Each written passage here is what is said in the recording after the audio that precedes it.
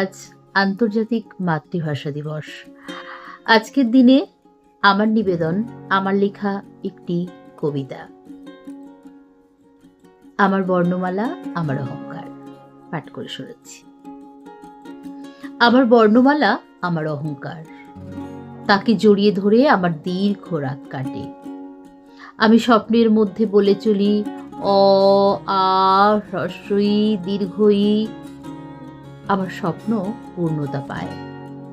আমি অনুভব করি আমি তখনও বেঁচে আছি। ছাতিম গাছের পাতায় যখন হলুদ রোদ্দুর নামে, আমার কানে ভেসে আসে দূর থেকে সহজ পাঠের সহজ কথা, কিংবা বর্ণ পরিচয়ের গোপালের কথা।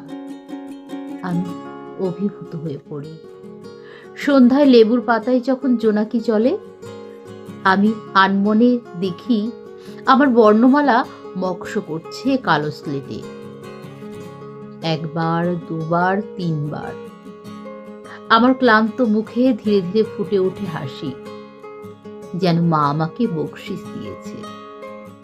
আমি প্রাণ ভরে নিঃশ্বাস নিই, মনে মনে সহস্রবার উচ্চারণ করি, আমার বর্ণমালা, আমার অহংকার, আমার বর্ণমালা, আমার অহংকার, আমার বর্ণমালা, আমার অহংকার।